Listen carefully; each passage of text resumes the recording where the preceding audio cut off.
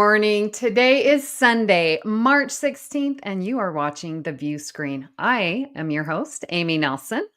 And I'm your host, Kelvin Wood. The Viewscreen is your weekly Star Trek magazine show, streaming live across YouTube. And we've got special guests, news and features, and lots of love for our Star Trek family all around the globe. Yes. Well, Kelvin, how are you doing this week? I'm really well, really well. As I said last week, just that changing season, I can really feel spring in the air, winter is behind us, and it just makes such a difference to my mood. I really feel lifted and energized. So yeah, I'm having a good week. Although saying that, not really done much this weekend. I've had a very quiet weekend. We had a couple of drinks at home on Friday night, myself and James, but a nice early night last night. We went to bed with Insurrection last night. It was lovely. Oh, lovely. Oh, good. And how are you? Well, Friday was sort of the last day of the week, and we're starting spring break. So all next week, I'm not working. I'm going to be exploring this desert landscape. And I think it's about time. I have been living here in Las Vegas for 18 years. I really can't believe it's been that long. And I have been just struggling to enjoy desert landscaping, but I'm going to just try and embrace it and try and do some like photography. I'm going to go to Valley of Fire, which is where Generations was filmed. Right. Yes, and going to Red Rock Canyon and the sand dunes. So hopefully get some good photography there and learn. I just need to teach myself to like desert landscaping. It's difficult. Yeah. I mean, usually when it's any kind of school holidays, you're jetting off to see one of the Star Trek family somewhere in America or beyond. So yeah, having to stay home and stay in the desert this time. Yes, staying home this time. Yes. Oh, Mount Charleston. Yes. Who wrote that? Yes. I'm right next to Mount Charleston. Well, if you're in the going to where they film Generations, don't go crossing any bridges. They have a habit of collapsing, those ones. So yes, they do. Oh.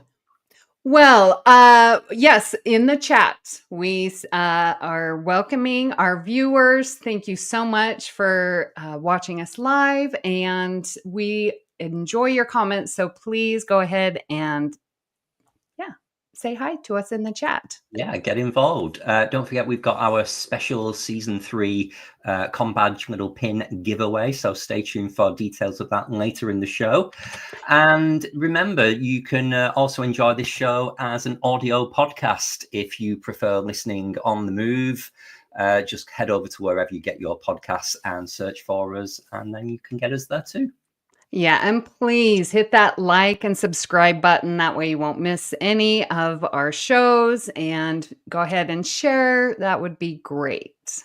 Brilliant. Well, let's get on with it. Let's see what we've got coming up on today's special BQN Showcase episode. Well, today we've got Kristin with us. Hello, Kristin, with the news and something special. Ooh. And introducing as well, we have Peter joining us today from Trek Book Club. Hey, Peter.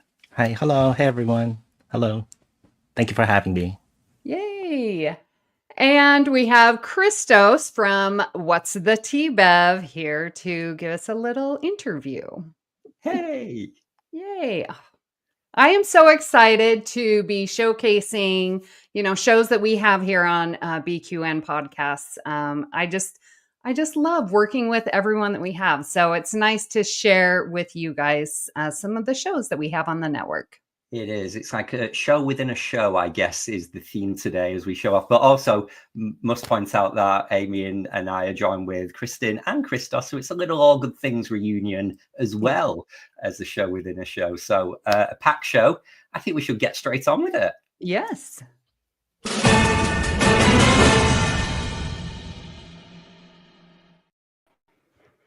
Well, hello, Kristin.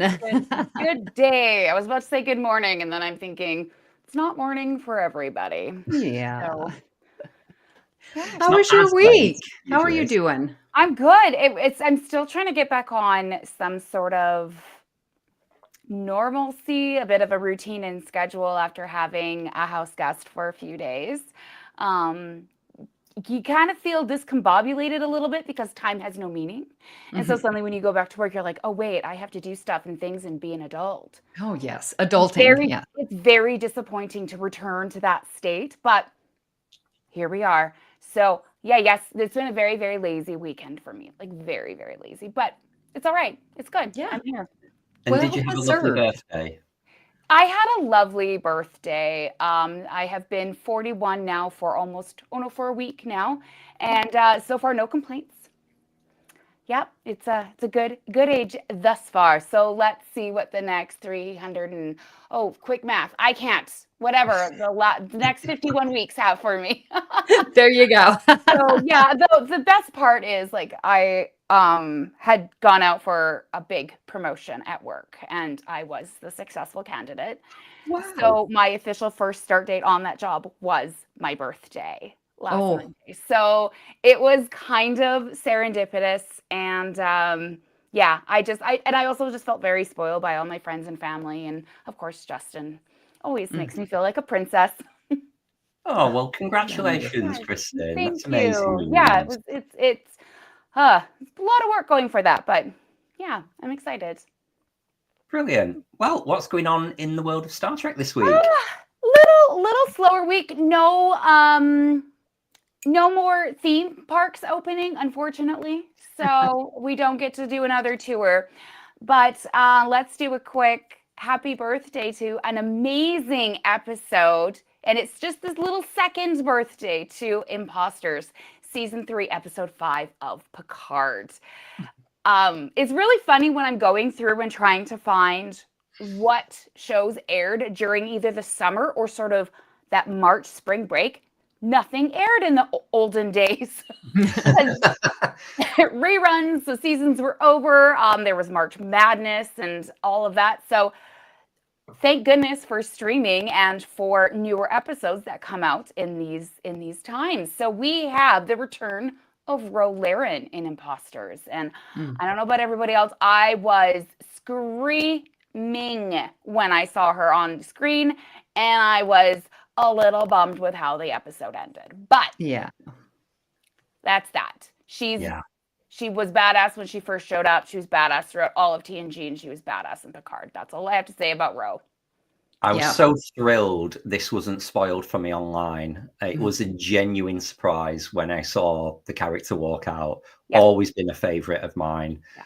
And I don't cry very much, but man, did I cry at the end of this episode. Wow. I'm glad her and Picard had the chance to do what they needed to do to resolve everything that didn't get to be resolved at the end of Next Gen. But it was still sad. It was still sad. Yeah. But Yeah, I remember podcasting, about it and just being so surprised. And this was again one of those stories that I didn't know I needed finished, but to have that conclusion for it was really, really nice. It was, yeah. So happy second birthday. It's only been 2 short years since this has come out. Yes. And then next up, we've got our little meme of the week. This is my way of micro protesting as a Canadian. So no offense to all the Americans on right now, but save yourselves. Avoid the United States at all costs. I've not seen this. Farewell. This is brilliant. Farewell. I hope I don't piss anybody off. I hope they just understand that it's not about them. It's about what's happening between the countries right now. And we have Canadian citizens currently in ICE prisons in the States. So I am, this is actually kind of a very personal meme to me, but the fact that it's on this just, I cackled. So anyway, here's our little meme of the week, my way of protesting as a Canadian with memes. So next slide. Nothing more to say. We lost a gentleman this week who was part of the original Star Trek family. So Gene Winfield, born 1927, passed away March 4th. He designed and built the first full-scale Galileo shuttlecraft. So there he is on the screen with Leonard Nimoy. And then he also designed the Klingon D7 class battlecruiser. Oh. So without this man, we would not have major parts of Star Trek history. He was an automotive designer for his career. He had done a ton of work in Hollywood, and he's responsible for a lot of very famous cars and general modes of transportation. Go take a look at his repertoire and the work that he's done. It's phenomenal. There was not nearly enough room to put all the work that he'd done, but apparently he started his Winfield Rod and Custom in, I think they said the 40s, and he worked up just until a couple years before he died in his 90s. Wow. He loved his work. He was dedicated to the very end, and he provided two big iconic vehicles for the Star Trek world. So I wanted to give a nice little shout out to Gene. Yeah, well, that's lovely. I've never heard of this guy before, but you're right. I mean, the D7 is such an iconic shape. It is. It is. The little knob at the top and everything. So, you know, I always look at these ships and I always think, you know, who designs these? Well, Gene, apparently. And one thing I've been finding since I've been doing this show is, as we're seeing, unfortunately, a lot of the folks from the original series and who had roles that, let's be honest, we weren't necessarily around for back when they were first airing. We weren't alive. So this is almost giving me a really great opportunity to learn and to really be able to dive deep into some of this history that maybe, you know, we tend to stick with the big three, you know, the Next Gen, DS9, Voyager. But I like having this opportunity to dive deep into what made Star Trek back in the 60s. So, yeah. Thank you, Wonderful. Gene. Next slide, we have another thing to spend our money on. Oh. Yeah. So Cherry Tree Computers has released. It is now out. It is for sale. It is $30, and it is the iconic DS9 mug that you see them use in the Replimat. Hello. There you go. Oh, look at you. That's what I keep my pens in on my desk. Wow. I will be honest, I can't see drinking out of this. Yeah, messy. I have a feeling it would like do that sploosh thing where you're not prepared. But I love that they've matched the blue periwinkle color perfectly. Yeah, especially to DS9. Yes. And then it comes with Quark's little jingle on the bottom. Come to Quark's. Quark's is fun. Come right now. Don't walk, run. So it actually has that on the bottom of the mug. It's food safe, dishwasher safe, all the safes. Replicator safe. So if you need another mug, which I do not, definitely I do not need another mug. But if you do, check out Cherry Tree Computers and pick up your own little DS9 Rock Did You Know mug. Lovely. Yes. And we have a little shout out that I wanted to give to Kate Mulgrew. She's starring in a new show. And I know that there's talks about a potential Janeway return. Just rumors right now. I know they're trying to keep our interest peaked, which I appreciate. But if you want to see Kate Mulgrew in new content now, she is on Apple TV Plus on a new show called, I think I completely forget to put. It's Dope Thief. Dope Thief. Thank you. Wow, that was an oversight. So it's being reviewed as Brooklyn Nine-Nine meets Breaking Bad. So funny, dark comedy, cop hilarity type thing. And she plays kind of a deceptive stepmother to the main character.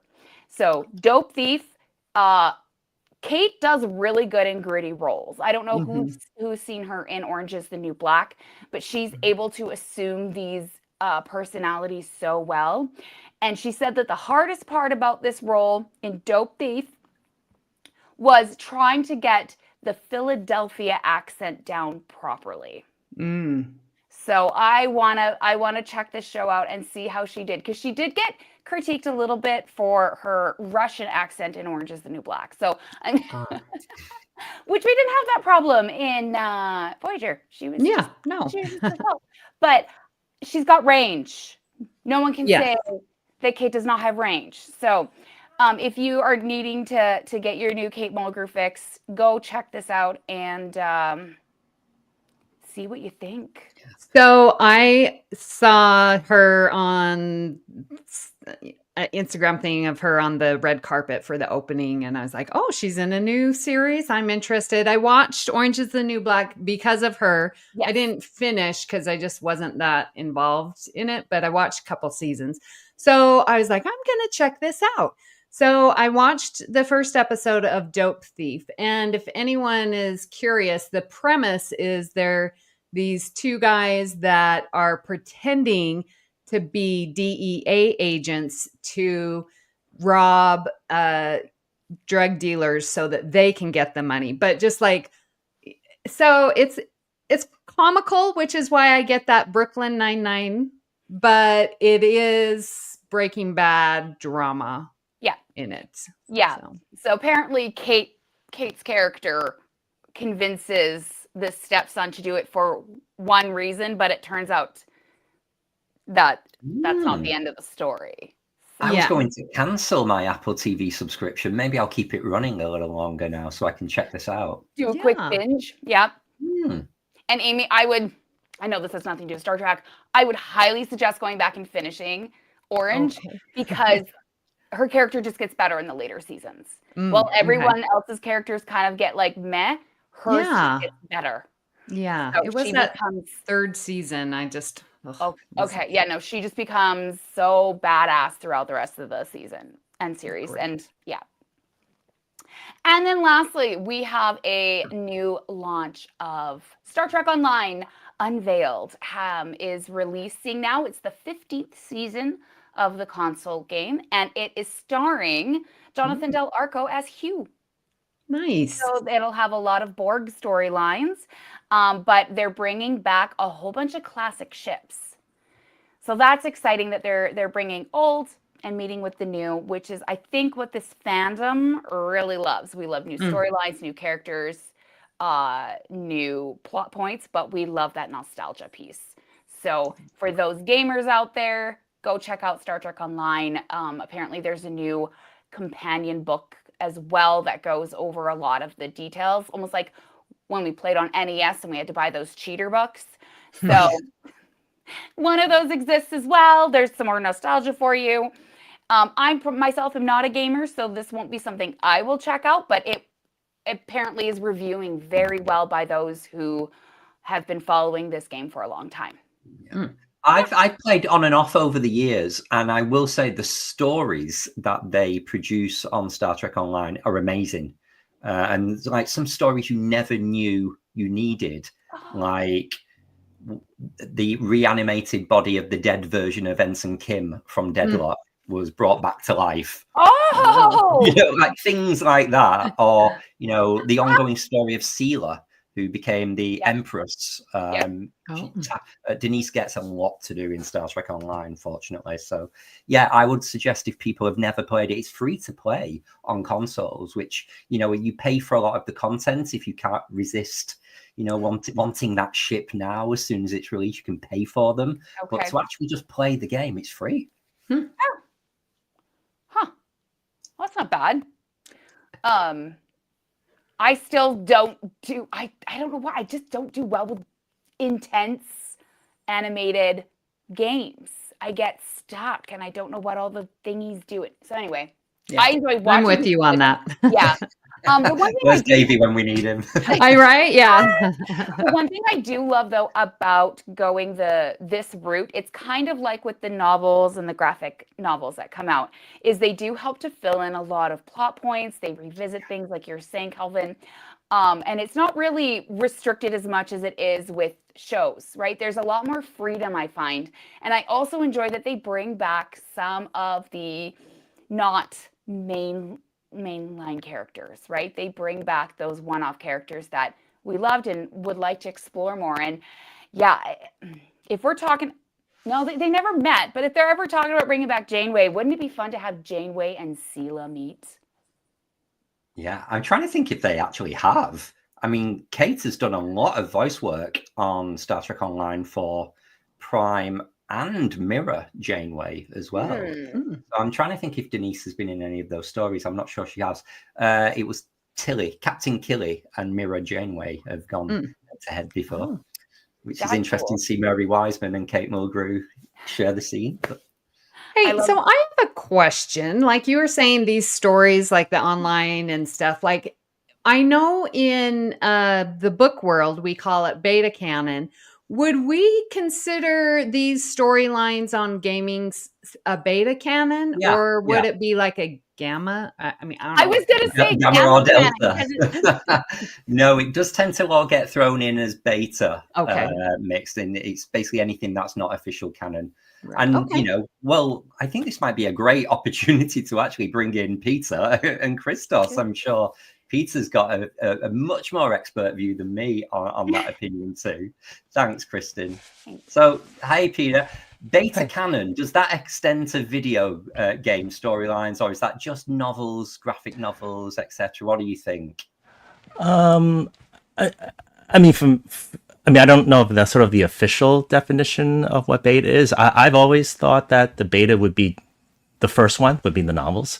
But given, you know, STO is out there, that it could be more of a conglomerate with the comics and to be a bigger universe than just the novels. Maybe originally it was the novels, because that was really kind of like the first. You know, in the late 60s, early 70s, that was sort of the first non canon product that was out there. And then they started to expand it into the comics and then into the video games. So, yeah. Mm-hmm. Very cool. Yeah, I think beta canon is anything that is not official, because with comics, video games, fanzines, all that stuff. But I've played quite a bit of Star Trek Online myself, and I thought I had the whole first season of Picard kind of figured out because of that whole Sela Romulan story. I thought that's what I was expecting, and it didn't quite go that way, but it's a lot of fun to get on there. And now I think I might get back on because I want to go play the Titan. Yeah. Well, not forgetting as well, it gave us the Odyssey class, the Enterprise F, which we see in Picard, is originally from Star Trek Online. And one of my new favorite ships, which is the Ross class, which is the updated Galaxy class. It's just evolved. It's almost like if you take a little bit of a Sovereign and a Galaxy and marry them together, you get the Ross, and it's beautiful.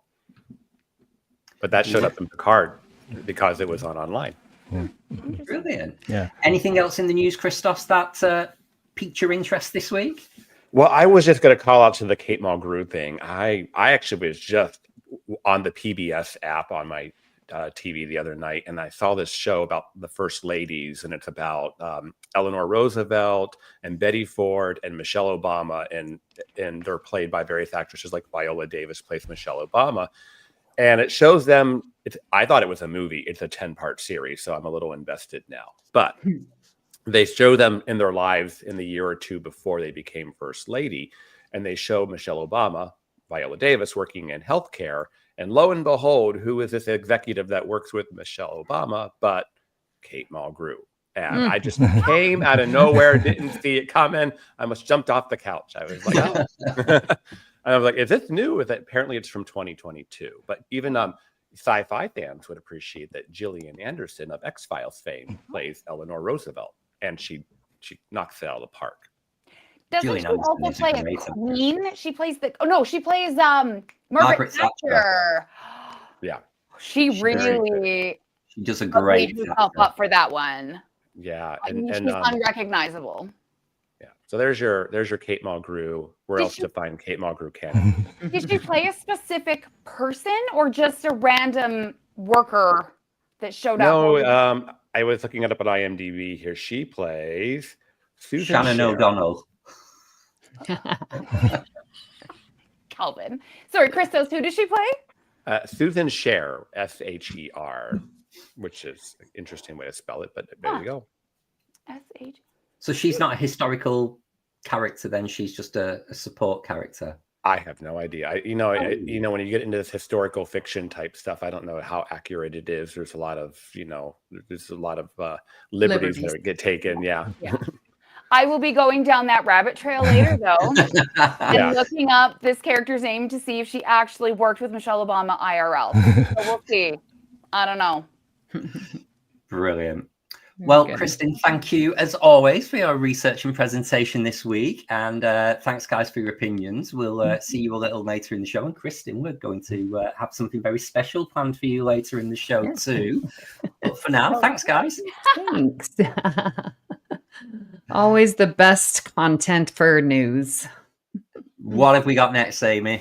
Well, let us bring in and introduce to you Peter, who is host of Trek Book Club. Hello, Peter. Hi.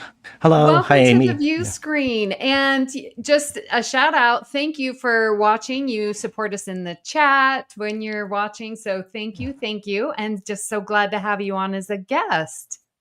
Yeah. No, great. Thank you for having me. It's really nice to be part of the chat on a weekly basis. As I try to attend, sort of my midday Sunday, appointments. So I try to at least, chime in and listen in. Very, interesting presentations over the years, and learning a lot about, astronomy and health and, all the different, topics you've had. So I'm great and, really happy that, honored that I could be here.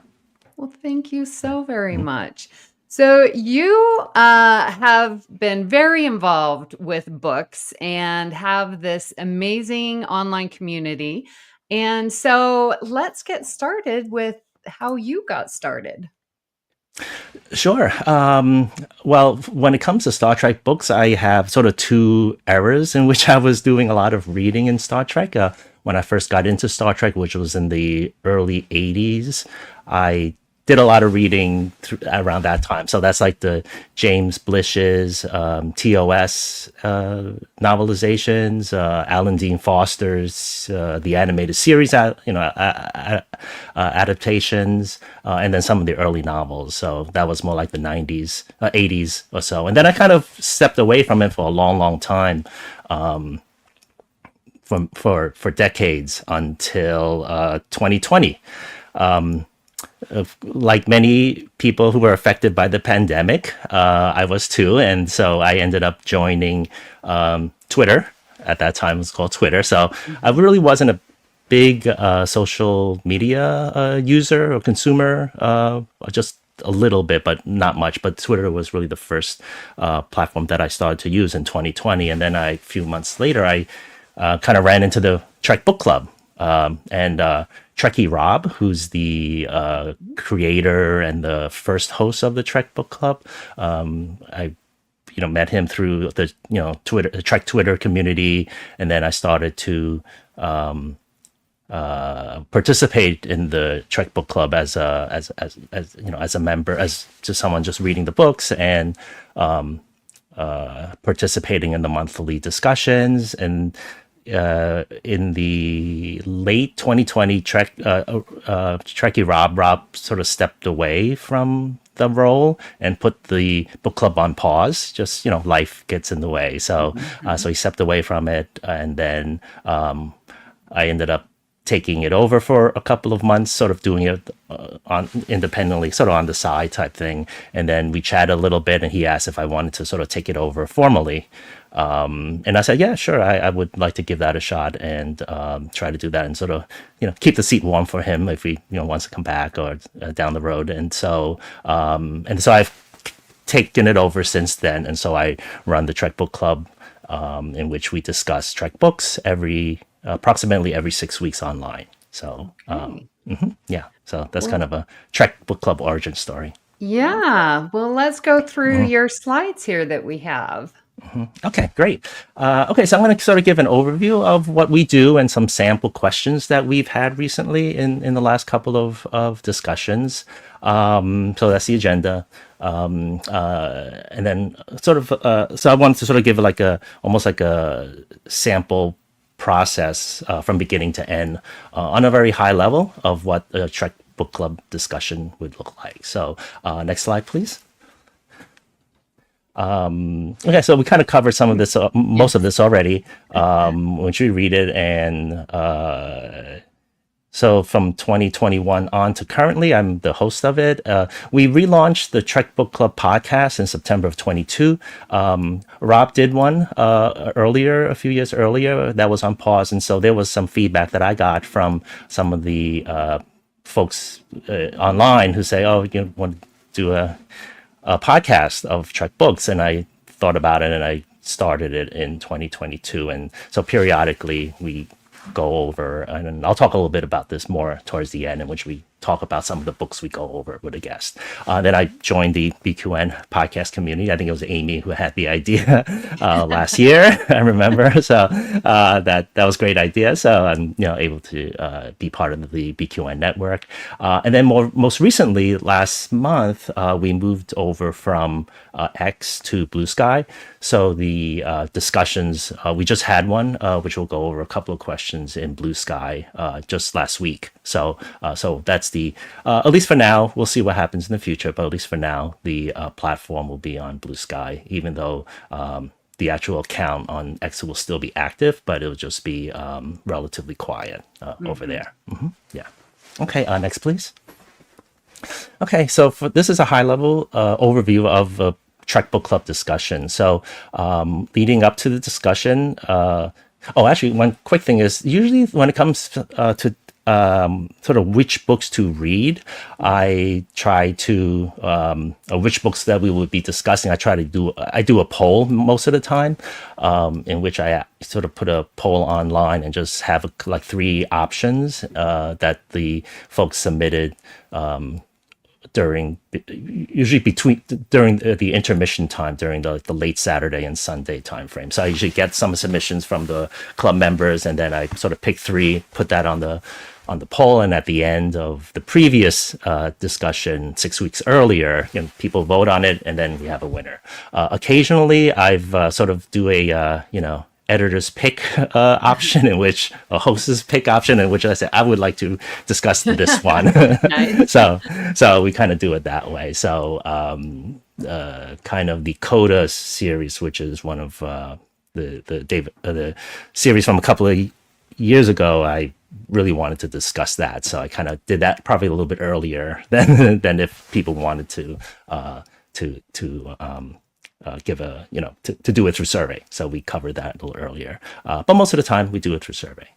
So I send a few reminders leading up to discussion weekend. Then on Saturday, I post about 18 to 20 questions.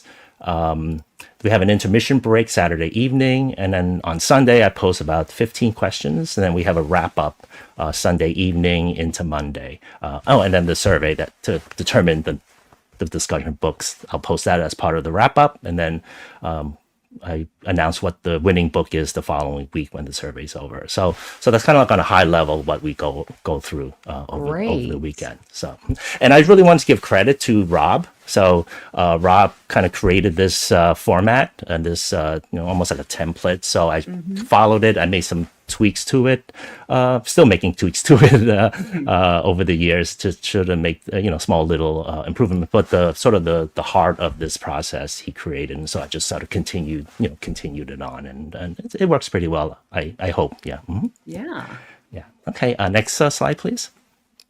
Okay, so the first book I'll talk a little bit about is the Autobiography of Jean-Luc Picard by David Goodman. That was the discussion book from last week when we went over this. So this is kind of a little bit unusual in that this is the one of the autobiography series. Most of the books we've talked about is more like the fictional. I mean, it's all fictional, but sort of the novels style.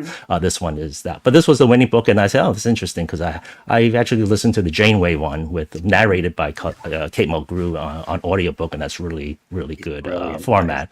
Yeah, so that was great. So I said, okay, well, this is the winning, and we'll go over that. So, so for the next couple, the next slide is so I have like print screens of the posts that I did on Bluesky last week. So the next series of slides is all sort of samples of what we talked about. So this one is, like I said, I sent a few reminders out. So this is an example of a reminder, letting people know that, it's coming. And then, the muting of the account if you don't want to get spoilers. I realized that early on in my hosting duties that sometimes some people weren't really ready to discuss it, and so did you have some angry messages come at you? Just one or two, but it was like, okay, I should do this. So yeah, good reminder. Yeah. Good reminder. So now I just remind everybody, just have it on my procedure.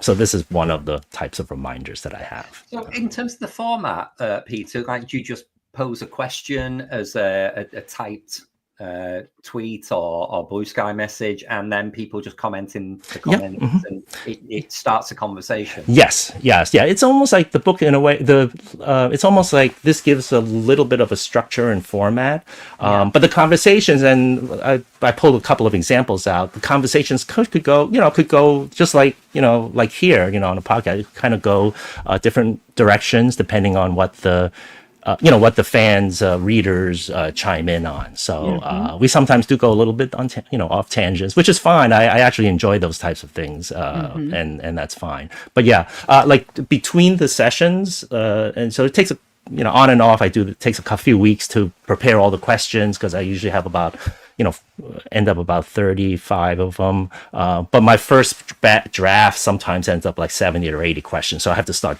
paring back because just I have not enough time. So I do all the print screen stuff, between the sessions. That's a lot of the prep work, and then a lot of pare back to kind of really tighten the discussion. Because with the book, and this one's probably this autobiography was the hardest from the perspective of there were a lot of questions that I could have asked, because each chapter in Picard's story, can be a little bit of a mini novel in itself. So I ended up paring back. But that's what we do. Yeah, let's see that. Okay. Next slide, please. Okay, so this is an example. So and this is pre-TNG Picard. So probably about 75% of this book was before we met him at Encounter at Farpoint. So according to the book, Picard took a psych test that we saw in it was Coming of Age that Wesley took. So he took, as part of it, and he failed it. He did not. So his first application to Starfleet was not a success. So this is an example of a question that I asked the sixth one, what caused him to fail it. And so I put the print screens, use 2 to 4, or 1 to 4 print screens as a way of, with the highlights, as a way of a little bit of a refresher for the readers. And then sort of have a question.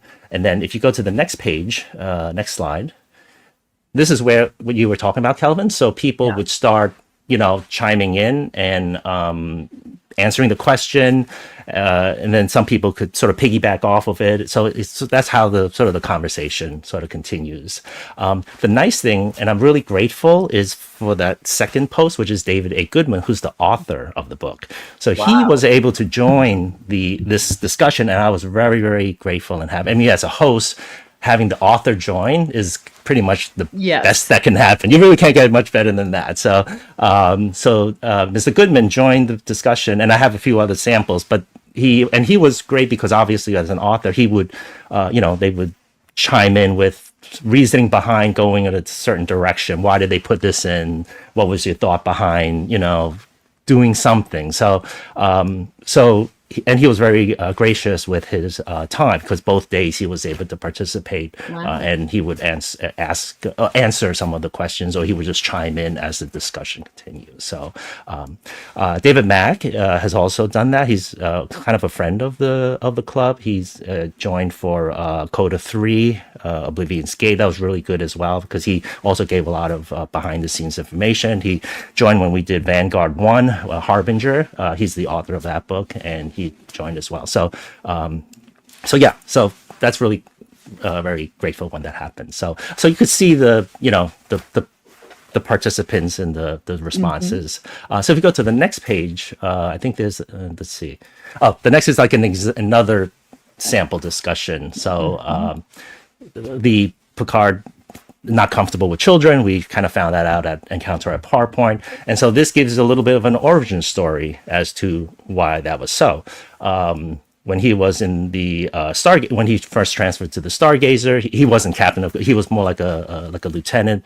And then he had there was I think the first officer on the Stargazer when he first joined had 2 children there, and they kind of had the run of the ship. And so that made him, and he's, Picard not, believing that was the best way to run things. So that kind of started his view on children. But this gives a little bit of a beta. I mean, it's not the official version, but the beta canon of why that was so. So if you go to the next slide, you'll see the some conversations about that point, and then Mr. Goodman, put that down at the end, replying back to what Mary was posting as well. So you see, he brought in the K Mutiny, the movie, so it's sort of some reasoning behind why he wrote into it. So yeah, so it's like another example of what thoughts behind it. But you can see the conversation. I mean, because the one last week was from Bluesky, was sort of the first one. I mean, we definitely had a lot of the people who were participating were pretty much really participating. They were answering pretty much all the questions. When we were on Twitter, there was just because the club was bigger because it grew, after 7 or 8 years. But Bluesky is kind of starting a little bit of a, starting from scratch. But everyone, we're trying to get people who participate back in Twitter to, come over as well, and they have in general. Mm-hmm. Good. I'm glad that Bluesky. I know it's tough starting over again, but so I'm glad to hear that your last one on Bluesky went well. Yeah. So I think it did. So. We'll see. We'll just keep it going. Yeah. Yeah. Yeah. Okay. And then next slide, please. Okay. So this is actually my favorite part of the discussion is the intermission question. So this is a break that I started to do when I took over, in which, from in the break in the middle, like Saturday evening, I put an intermission question, a general question, usually unrelated to the book, but it's just a way for people to sort of just chat about Trek. So this one, because it was a Picard book, I used a sort of a Picard theme. I'll just say, what are your favorite moments about the character? So, and then if you go to the next slide, you'll see, people kind of going back and forth. And then for me, like that Trek book club is me. So sometimes I play host, but sometimes you'll see Peter Trek, so I participate. So I just chime in with mine. So you kind of see me both in both roles. But people just kind of go back and forth and just chat during intermission. So, okay. Okay. And then next one, please. And then just sort of some more questions about, some more responses about intermission. And then the next one. And that's, they were talking about Picard, so like that, dude. So okay, and then next, and then this is the last one for Picard. Talked about the death of Jack Crusher, which is covered in TNG, and so this gives you more of the details as to what happened about Picard, Beverly, and Jack. And then the next one, please. And so this was David Goodman again, sort of chatting, bringing in, what he was thinking of. And he was thinking of the, episode Attached, which was a key one related to Picard and Beverly. So that was, interesting to get his view on it. Yeah. Yeah. Okay. And then, and then go on. Next one. Okay. So that's kind of the Picard, like a sample of Picard. The other one I wanted to quickly talk about is Firewall, which is the 7 of 9 sort of prequel that gives a background on the 7 of 9 character after Voyager and before Picard. So we kind of see her change and develop between those years. So this gives you like a prequel of background by David Mack. So So if you go to the next one, so this is kind of, I think maybe like a year or two after Endgame in Voyager. So actually, you could just, and so this question number 6 here talks about, just covers how sort of Seven's, state of mind or status or situation at that point. She was kind of like down in the dumps, very, working at a factory job, very, much different than what we knew about in Picard. So this kind of, so David Mack kind of starts her journey from what we see in when she arrives back to Earth, which we don't really see it, on screen, but how she got to, with Defenders Rangers. So it focuses on that time. So if you go to the next one. And so this is me as a participant. So again, this is a little bit, sort of the back and forth that happens, when we discuss, when we cut the books, and people kind of bring their views and opinions and sort of what they think about, how, and, Star Trek fans, we always like to talk and always have an opinion. So, yeah, so we kind of come through there. So, okay, so next one. Yeah. And then one more. And then this one, Admiral Janeway is what appeared in the book. Kind of had a pretty decent big. It's a 7 of 9 story, but Admiral Janeway was definitely helping her and sort of guiding her, continuing almost like being a mother figure, like she was on the show. So, so this talks about sort of Admiral Janeway's character arc, adjusting from captain to admiral and things like that. So, so this was a discussion question, and then we kind of go back and forth with the Janeway character. Yeah. Okay. Yeah. Yeah. And then sometimes I try to put like little visuals on it if I can. So and then this is the wrap up question. So just like there was the intermission question, this is after sort of the story, the novel focused questions are done. I sort of wind down Sunday afternoon, evening with some wrap up questions. So sometimes it's, kind of how do you, summarize the book and what you like, how you see the characters would like to continue their arcs or something like that, which is, I think, what this particular one is. I decided to go with, bringing in, seeing 7 at the end of season 3 and sort of the, legacy, talking about legacy. So kind of a general question. Nice. Yeah. And then, okay. And then next one. And then a couple of other wrap ups. I have an open mic question, which is where you see the little poster of Mariner, which is what I use. So it's just like a question. It's not really a question. It's just anybody have anything they want to talk about that I didn't get a chance to go over yet. So this is like nice. Open mic, for everybody to purchase. And people chime in with stuff that I missed or stuff they wanted to talk about. And then I have an Easter egg question, which, what were your favorite Easter eggs or references? And then I ended up, when I read it, I mark up the book as well. So I usually have this list that I post to answer this with all the different references. Yeah, this book had a lot of it, just like the nature of being an autobiography. You kind of have to have a lot of Easter eggs. Yeah. So that's, and then a reminder of what the next discussion book is. Nice. Okay, and then the next is 2 discussion books. On the schedule, we have Enterprise's Kobayashi Maru, which is next month on April 19th and 20th. And the next one after that is a relatively newer one, TOS's Lost to Eternity. This was the survey that just ended yesterday. That was the sort of the winning book. So so those are the next 2 we'll be going. Yeah. So Kobayashi Maru gives you the little bit of a beta origin story of the famous no one scenario that we see on Trek. And I think Lost to Eternity is almost like a time travel. It's a TOS focus with the movies and focusing on I think the Voyage Home, Gillian Taylor sort of continuing that. So yeah, and then so I try to keep at least have 1 or 2 books sort of in the hopper, so we know, so I could at least pace myself and everyone could sort of pace themselves to see which ones they want know to what to read next. Yeah, know what to give read them next. time to read it. Yeah, it takes time. So yeah, so I try to at least have 2, to know what the next ones are. Nice. Okay, then next. And then, yeah, so my contact information, like I said, we're on Bluesky, so at Trek Book Club, at B-Sky Social. I'm also, in the Discord channel for BQN Discord, under the Trek Book Club channel, so we hang out there. Still on X, it's still an open account, and then I post things once in a while.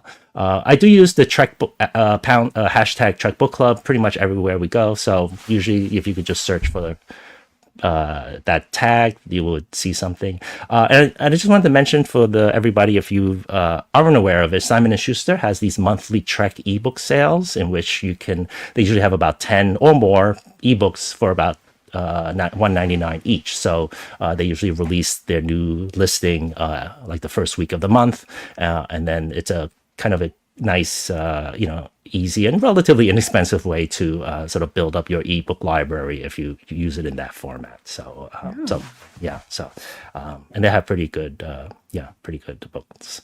Yeah. And then lastly, the podcast, like I said, it's relaunched a couple of years ago, in which some of the books that we discuss, I would have guests come over and we just talk about it, go over the, storylines, characters, plot, so it's more of a conversation, just talking about books. And is it a similar format to the way you post the conversation, just that it's audio, or do you have a guest? Is it just two people? What's the format of the podcast? Yeah, it's been about two people. I think the first episode had two other guests, but the most ones have one guest and myself, so it's two people talking. We don't really like the questions themselves. We kind of go up a little higher, and just more like talk about themes. So it's more thematic rather than, the content of the questions does come up, of course, when we talk about the themes, but it's a little bit more of a high level one. So it could be, sometimes I have to sort of talk about like the first third, the second third, and the last third of the book and the events that goes on there. We talk about like characters, the guest characters that made an impression.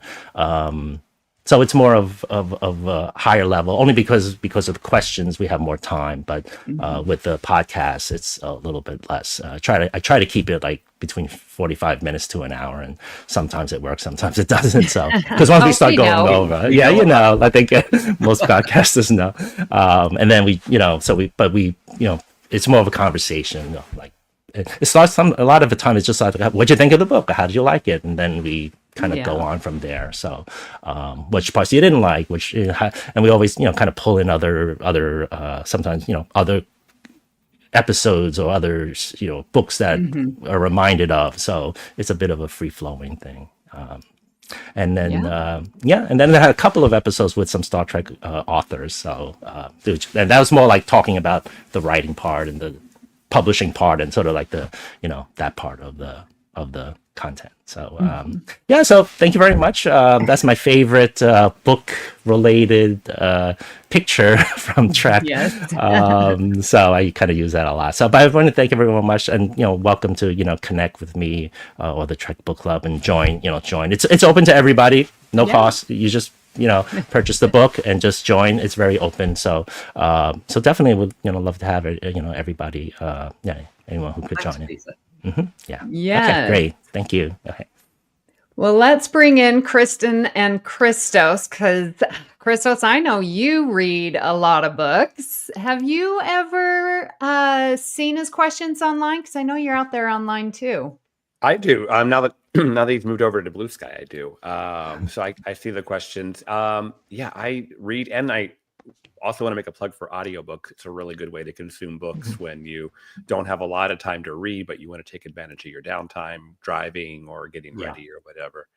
But and Peter, Lost to Eternity, I enjoyed so much. It is such a good novel. I don't know if you've read it yet, but not yet. You're going to love it. No. Thanks for the tip. Yeah, I saw the summary and I kind of said, "Oh, this sounds interesting." So I was kind of happy that that was we're going to get a chance to read that and discuss that. Well, we've got Kit in the chat that says they might join. So, all right. Yeah, definitely. Yeah. And it's really fluid and flexible. I mean, I post it and people answer, they participate whenever they can. Some people participate, so it's not like a certain time or anything. And some people participate after the weekends are over when they're available. And then we kind of have a conversation. So it's a very flexible format, the way Rob set it up. So definitely drop in and out as your schedule permits. Brilliant. And Kristin, are you a bookworm? Have you been into much of the Star Trek books in the novels? You're on mute, my love. I was. I definitely have read quite a few. Lost to Eternity, I actually have in my to-read pile for this year. I started it last year, and then life just sort of got a little nutty, and it fell off, so I want to start it from the beginning. It's so fun how they formatted the book, so I might actually time it to join the discussion in June. I think that would Great. yeah, since it's like you're lining up for it. I've got it on my pile. So yeah. Yeah. Great. I must think it's worth a re-listen and in doing that. I mean, yeah, especially if you're fans of just the TOS movies. It's a really fun one. And if you're a fan of Savick, there's a lot of Savick in that novel, which is really great. Yeah. Yes. There, and I love when you were talking, Peter, about discussing Easter eggs and like callbacks. Chock full of it. That book, even in the first I think I got to page 100 or something. How they address and deal with the discussion about the events of the voyage home were so well done, and I'm sitting there reading and I got giddy because of all the Easter eggs and things that are brought up. So yeah. Highly recommend that one too. So Peter, I've got you a question. I've been reading Star Trek novels since TNG was on TV, and I was a nerd in high school reading them between classes, literally. But when Picard came along and really started to blow up the beta canon, and now we have, it's a multiverse. We had the whole Coda thing, but I find it so frustrating to be, this didn't happen. Now this is just another what if kind of thing. So I tend to focus now on like the Picard novels or the Strange New Worlds. Yeah. Strange New Worlds, exactly. The ones that are like technically still canon if you want them to be, because nothing's contradicted them yet. So do you have a preference? I mean, I think part of it is because I started to read later. So like during the 90s and the aughts and the 10s, I didn't read a whole lot of Star Trek. So I didn't have as much vested into that timeline. So now, I mean, definitely I was reading Coda and I really enjoyed it, but I definitely can't understand why people who would, read so much over the years and then it just changed. But in a way, I kind of see reading a novel, like even if it's a novel in that time period, I still, in my mind anyway, still see it as an adventure that happened to that crew. And just, it was just another adventure. So I know that piece of it had to be done because of Picard, but I tend to, kind of push that back and try not to think too much about that piece of it. And it's just these are, continuing adventures of the crew that we know. So that was sort of my own personal way of handling. But I think it's only because I, restarted reading it so late, So. Yeah, that makes sense. I mean, I started reading those novels a few years after Nemesis, and so I spent 15 years in that universe. And you're like, oh, wait, you mean none of this happened? Yeah. So I could definitely see that. But I think because of that, I just say, it still happened. It's still having the same crew. So my own way of self-justifying it. Yeah. Well, Peter, thank you so much for sharing your Trek Book Club with us. It is a great format. I think easy for everyone to participate. And I love that you are promoting reading, which is always a very good thing. So thank you very, very much. Yeah, thank you. Thanks, everyone. Bye-bye. We'll see you a little later in the show. But now we're going to take a short break, and then we'll be back with Christos. What shows are on BQN, you ask? Well, here's a rundown of some podcasts you might be interested in. All Good Things, a Star Trek Universe podcast covering all of Trek, hosted by Amy, Christos, Kelvin, and Kristin. Whether you've got Xbox or Nintendo, check out Bargain Bin Gamer, a YouTube show hosted by Davey and Mitch, self-proclaimed gamers who specializes in reviewing and showcasing affordable video games. Grab your popcorn as you listen to Cinema Z, a film discussion and review podcast showcasing films you probably missed but should definitely check out, hosted by Mark and Matt. Don your apron for The Food Replicator, where Matthew eats and drinks his way through Star Trek Cocktail and 3 cookbooks. Beam Aboard Galaxy Class, a Star Trek Next Generation podcast covering all of TNG, hosted by Steven. In order to not repeat it, listen to History with the Szilagys, a snippet of historical events from around the world, hosted by Chrissy and Jason. For the newest Trek coverage, check out Infinite Diversity, hosted by Chrissy and Thad. Curl up with a good book and delve into beta canon with Peter, host of the Trek Book Club on Twitter and Bluesky, and his companion Trek Book Club podcast. Test your Trek knowledge with Treksperts Quiz, a Star Trek quiz show hosted and written by Davey and MC. If you're a member of Starfleet Federation or Planetary Union, go check out Union Federation, covering current Star Trek and the Orville, which we all know is really a Trek show, hosted by Kyle, Kevin, Amy, and Haley. Head over to YouTube and watch the Viewscreen live on Sundays, your Trek-inspired talk show hosted by Kelvin and Amy, with new 8-week seasons in the spring and fall. Spill the tea with Christos while he discusses current Trek news and events and explores the world of fandom via guest interviews, all with an LGBTQIA+ perspective on What's the Tea Bev. And for our patron members, we have the Hive Mind with script readings and roundtable discussion. It's Green, a cornucopia of topics, and Amy's Math Moments, a quick look at math moments in Star Trek. You can keep up with all of these shows by following the network at BQN Podcasts on Instagram and Bluesky. We know you have a choice of podcasts to choose from, and we thank you for listening to BQN. Assimilate the audio. Well, welcome back to the view screen. And I'm sure if you just watched the advert there, you saw all of the great many shows that we have here on the network. And we are going to continue and bring on certainly one of my favorite shows on the network as we welcome Christos. And we're here to talk about What's the Tea Bev, your show. So for the benefit of anyone who's never listened, shame on them. Tell us a little bit about the show, Christos, how it came about, what your usual format is. Well, it's pretty simple. It really came about because, of course, I wanted to talk more about Star Trek, and I kind of felt there was a little bit of a vacuum of LGBTQ plus formatted type shows. And I don't like to say that too much because I don't feel that it's really too in your face as LGBTQ. It's just that, we tend to have LGBTQ plus guests on and allies. In fact, Miss Amy has been on the show. Yeah. It's just a way to talk. So we kind of formatted the show out to be, a Trekking to Know You segment where I ask every guest the same 10 questions. So it's kind of fun and, you know what to expect with that. And it's really fun getting everyone's different perspectives on the answers.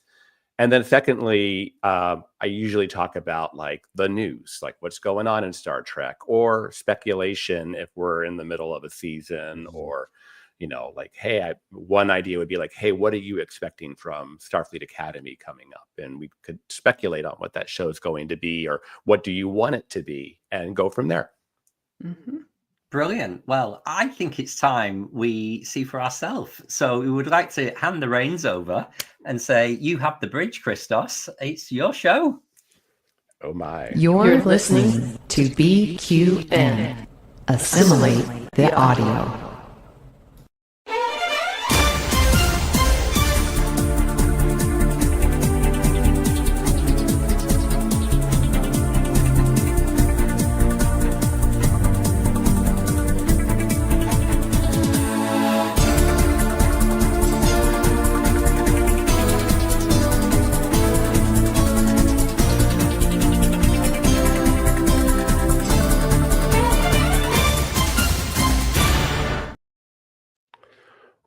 welcome to What's the Tea Bev, everybody. And we're going to do what I would like to call the lightning round of What's the Tea Bev today.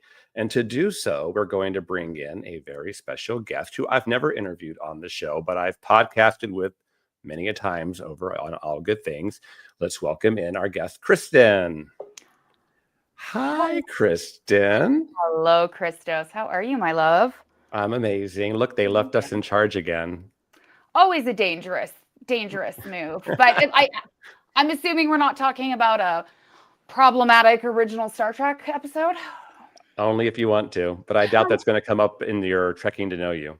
Okay, hopefully we'll see. So actually, Trekking to Know You actually is your best of the best. So there won't be any problematic stuff there. That's the cool stuff. Perfect. So some of these questions are very light, and some of these kind of hit hard. So let's kick it off with, what was your first contact with Star Trek? My first contact with Star Trek. Oh my gosh, I was probably 7 or 8.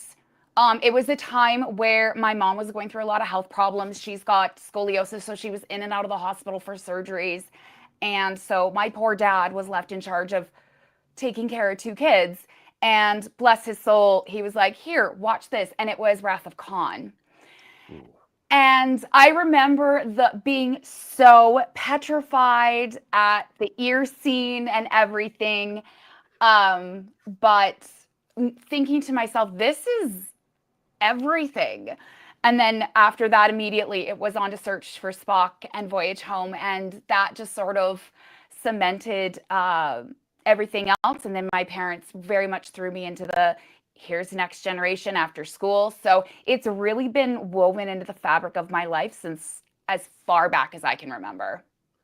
Very similar to mine. Wrath of Khan was mine, and I will just say before we move on, I was terrified I would not eat that little spiral pasta when I was a kid because it reminded me of the ear things, and I was just like, that was traumatizing.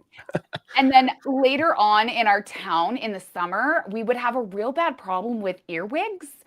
And they look like the little babies too. And so one time I was getting dressed and I felt this crawling and I looked down at his earwig and I just had Wrath of Khan flashbacks. So anyway, I have a problem with bugs now. Yeah. So question 2, what is your favorite Trek series? Deep Space Nine. I knew you were going to say that, but our listeners might not know. No, I mean, that is always, it's like a Sophie's choice, right? Because a lot of times too, I'll look at things and I'll be like, well, what do I want to watch? It depends on my mood, what I've been through, what I'm looking to get out of my watching experience. But I find overall the story arc from the beginning to the end is most consistent and most dramatic in DS9. And then of course, Garak. Yeah. If he was Garak. if he somehow showed up in another series somehow, that might take the cake. But for now, everything from Garak through to how DS9 dealt with social issues, and then a lot of my female role models in Trek came from Kira and Dax. So right. I mean, DS9 really is kind of Kira's story in some ways. You see the way she evolves over the 7 years. Yeah. All right. So sticking with this Sophie's choice, it just gets harder. Perfect. What is your favorite Trek episode? In the Pale Moonlight. Oh, I love that you just had the answer. Well, we just did our top 5. Yeah, I was actually thinking that, and I was trying to think, what did you put in there? Yeah, That's definitely top 5, right? Yeah, that's my top of all time. Anytime someone says, "Oh, Trek is whatever, it's not exciting enough, it's too cerebral. I like Star Wars because it's pew pew bang bang," I'm like, then you haven't watched the right Treks. Yeah. So let me. Yeah, it's a lot like Star Wars is Andor in some ways. It's just very cerebral, very deep, very dark. I liked it. Yeah. Okay, so you can answer DS9 for this next one. So, no. What is your favorite movie? And you can, and everything through Section 31 counts. Not that it should, but Section 31's not going to be the answer. It is Star Trek 6: The Undiscovered Country. that is my, I'm not feeling well. I'm going to rot in bed all day and just drink coffee and pet my cats and put on The Undiscovered Country. I just recently watched the new 4K version of that, and that movie is one of my top 3, I think. Is it still a 1991 film? It holds up so well. Even visuals hold up Yeah. so well. It's so good. Yeah, agreed. And Tom, is it Tom Morga? I believe he plays the Brute, which is the big guy who picks Kirk up in the beginning, and he's like, rah, rah, rah. He is actually one of the most infamous Star Trek body double stand-ins for stunts, dating all the way back to the original series.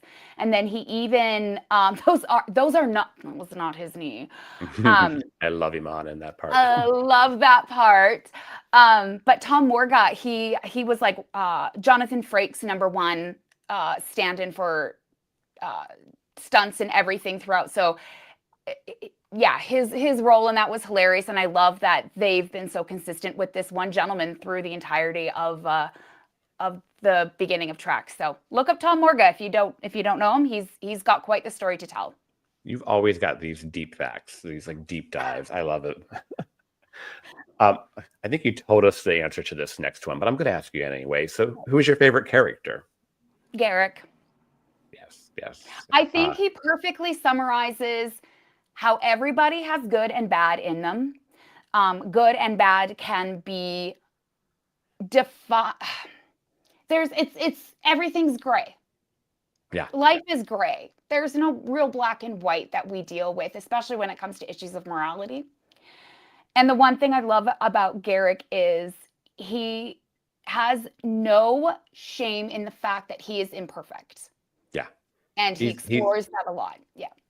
He's kind of a pragmatist, and I think I like that about him. It's like, sometimes you just have to get things done, in the Pale Moonlight, full example, Yeah.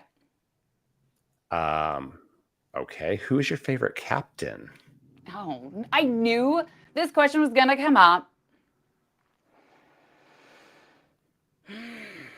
This is where I get stuck. I'm going to have to, push come to shove, I have to give an answer. I'm going to give Janeway.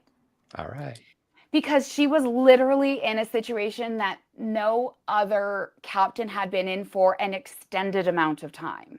Yes, there's other time travel back and forth. Sure, cute. You weren't stuck so far away, right? Yeah. Whether it was, sorry, I don't know why I went straight to time there. Just being far away from Earth, far away from the Federation. Delta. Yeah, you don't have your resources, your support network, anything. And she had to figure out how to maneuver this unprecedented situation.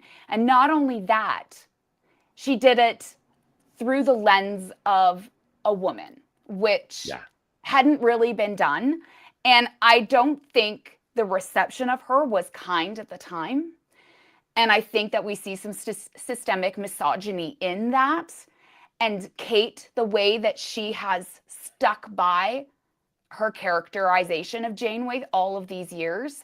And I mean, yeah, I think history's been good to that. And I think, to your point, being the first female captain and then basically having your hands tied behind your back by having your ship kicked into the Delta Quadrant. Yeah. Kate did amazing jobs. Kate Mulgrew and Kate. Yes. All right, Kate. All right. I love that. A little harder one. Now we're getting to the questions that I don't know how you're going to answer, and I love that. So what's your favorite starship?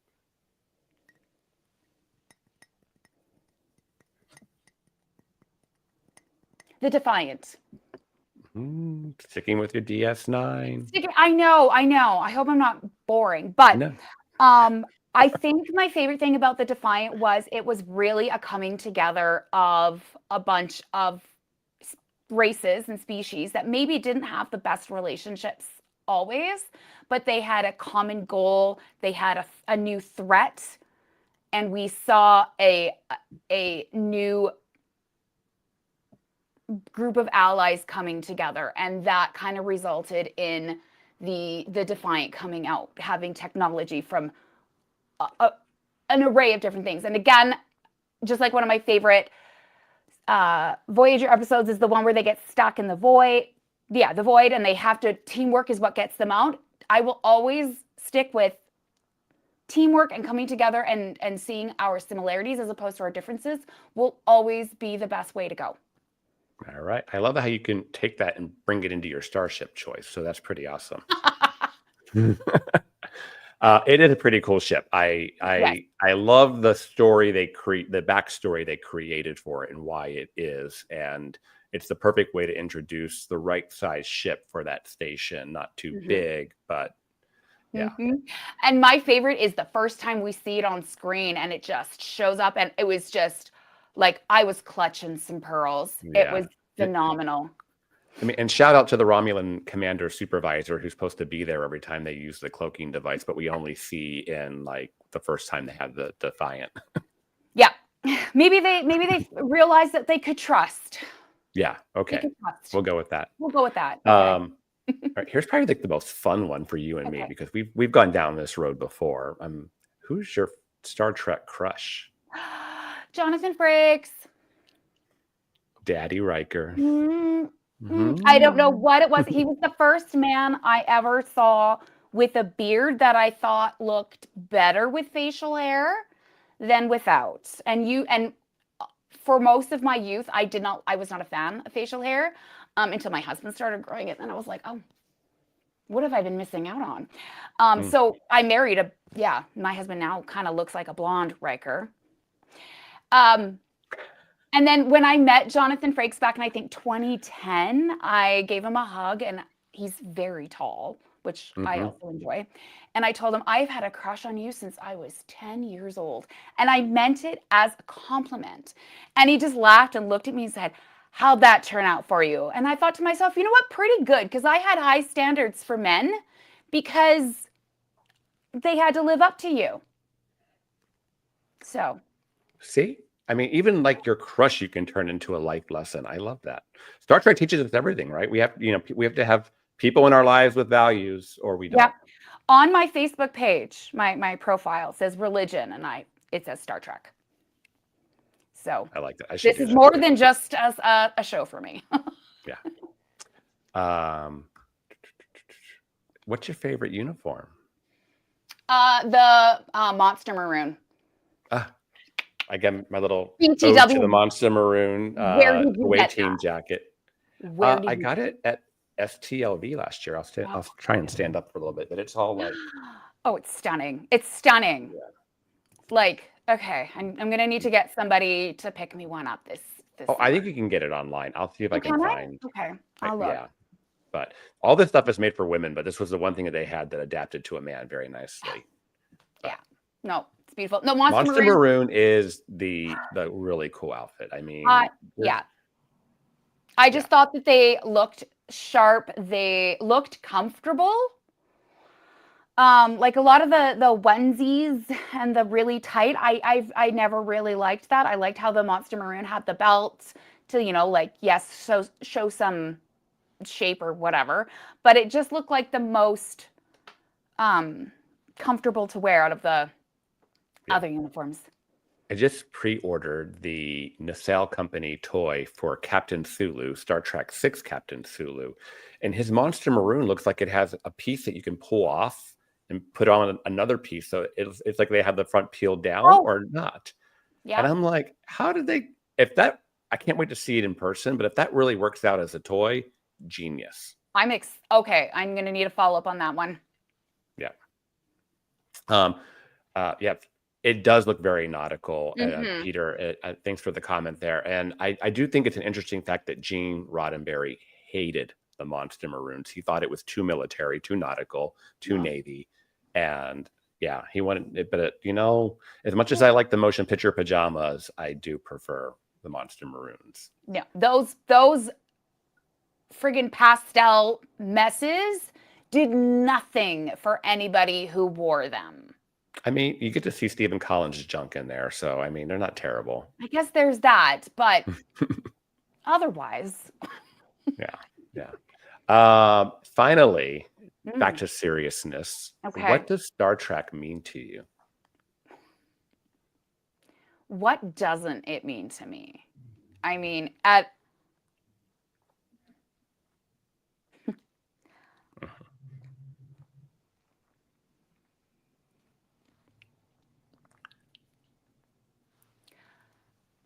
it was, I don't think many people who I talked to had a good childhood, right? Growing up is hard. Kids are mean. But no matter what happened at school, what happened with the bullies, I always had Star Trek to come home to. And as I grew and started finding why, this always seemed to be my peace. And it's because I can tie it in to every aspect of my life, right? Like all of these stories and my favorite whatever. And it's because I've been thinking about this stuff my whole life. And I think it always gave me hope that no matter how bad things were getting in the world, we could always get better. Things are never as bad as they look. And even right now, like this is super appropriate and very important time to remember the ethos behind Star Trek and why it's been around as long as it has been is because it's a show of hope. And so at times in my life where I had no hope, I still had this show. Yeah. So I swear you're my soul sister, honey. I could probably answer the question the exact same way, especially right back to being bullied in school, but coming home and watching TNG. And like I said, reading novels even between classes was a way of kind of tuning out what was happening around me and things like that.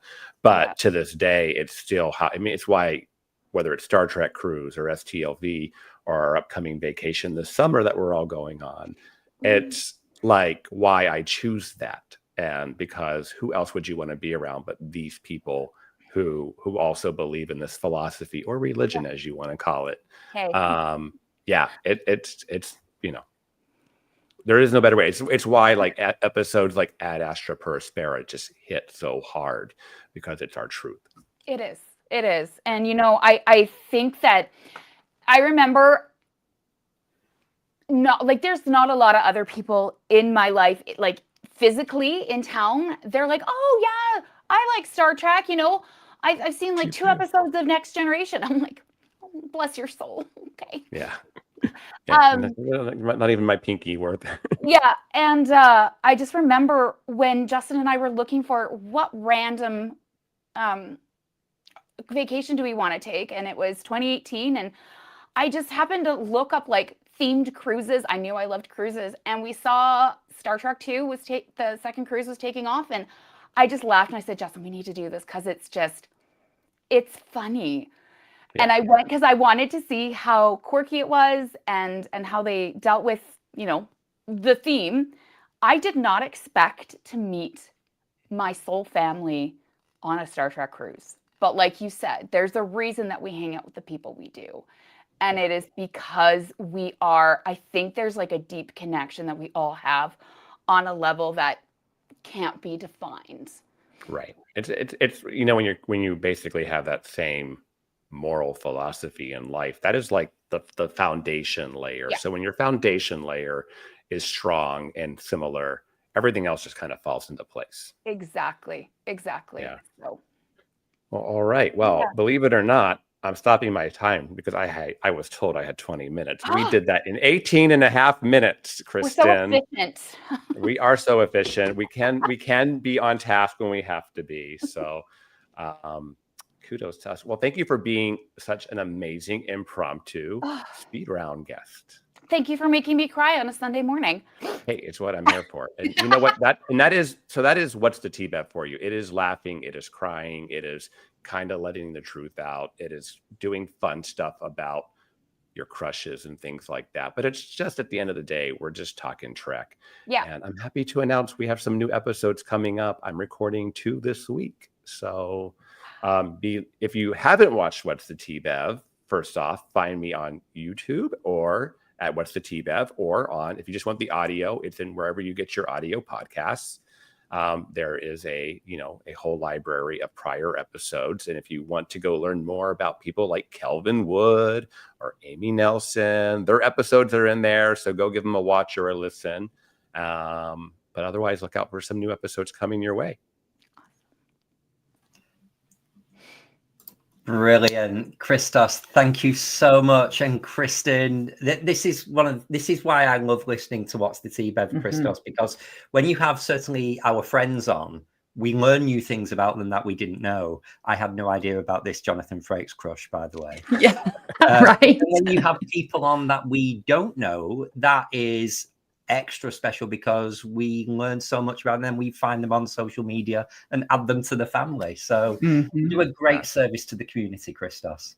Oh, Yes. thank you. Yes. Yeah, thank you so much. I love listening to What's the Tea Bev, and I love that you have another show on BQN. So Brilliant.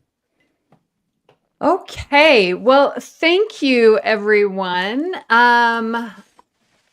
We will get you back on with final comments and where people can find you.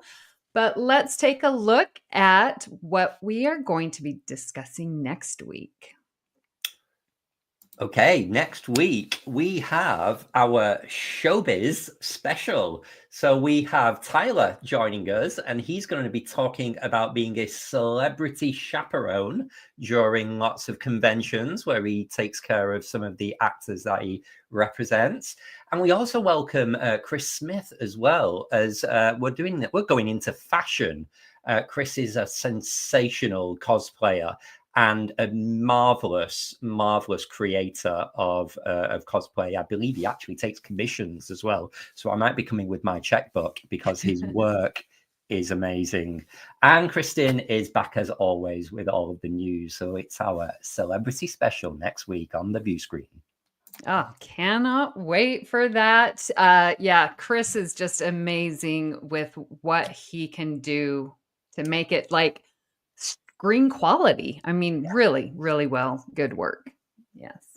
Brilliant. Right. Well, let's bring everyone back and do a very quick roundup of the socials. Guys, I know you were good enough to actually do your social roundup during your pieces. So just for a quick reminder, Christos, remind people where they can see you online before we say goodbye. You can find me personally at Greek Geek SD on Instagram and Bluesky. The podcast, What's the Tea Bev, is also on Instagram at What's the Tea Bev and on Bluesky at What's the Tea Bev as well.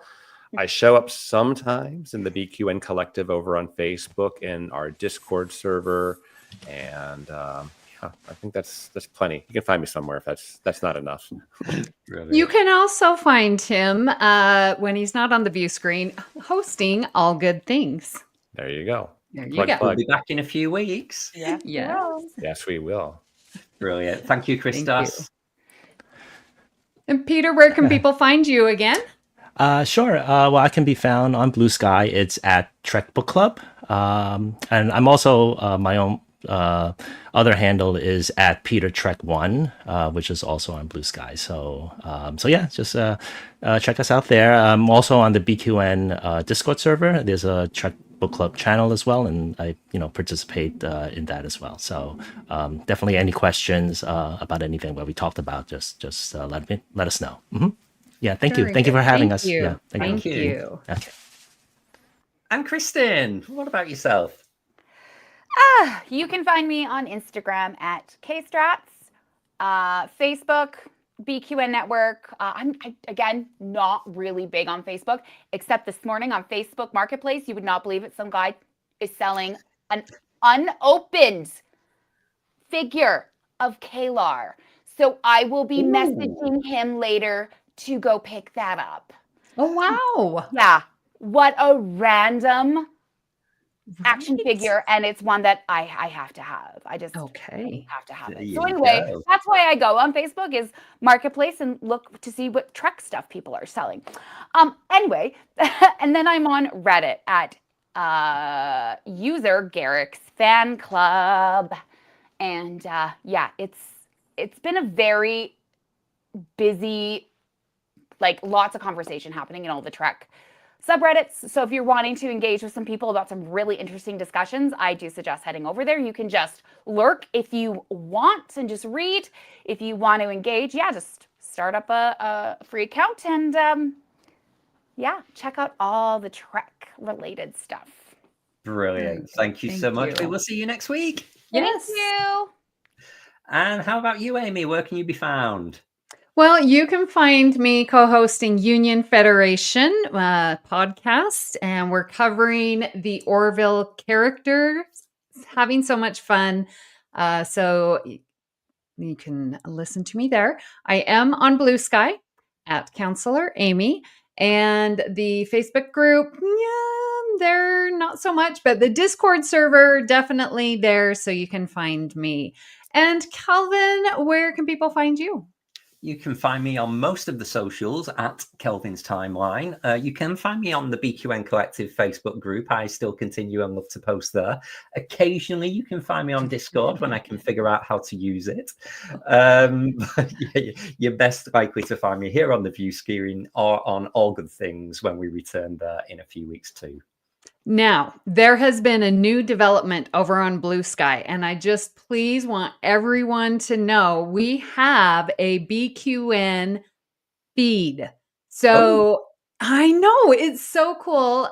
Mark, who is host of Cinema Z, former host of All Good Things, set this up so you can join the BQN feed, which then whenever we get a post, it will go in that feed and you're not going to miss anything from Bargain Bin Gamer, Trexperts Quiz. Like, it's all right there in one feed.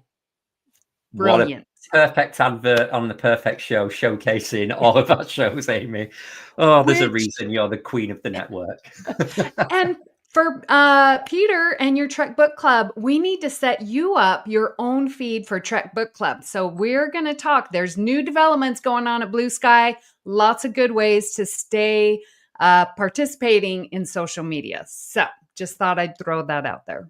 Brilliant. Well, speaking of, we would love to hear what you thought of today's show. So please do make sure you'll continue the discussion over on the Facebook group, the BQN Collective, or on the Discord server. And you can find shows to the invite code on Discord in the show notes. Absolutely. And a huge thank you to our patron members for your ongoing support. Seriously. You're not going to hear commercials on any BQN products. Like, I just don't like them. So if you want to help us continue, please go to patreon.com/BQN.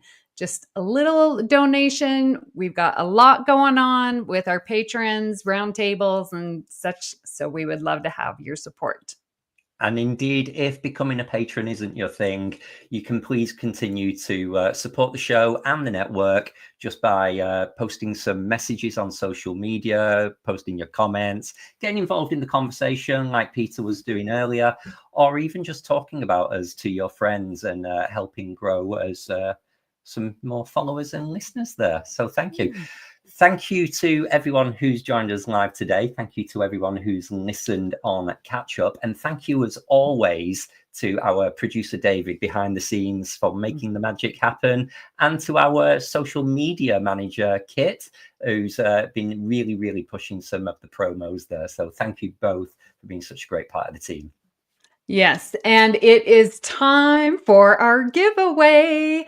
Again, thank you to JJ, who has designed and printed our very own Pride Viewscreen comm badge for season 3.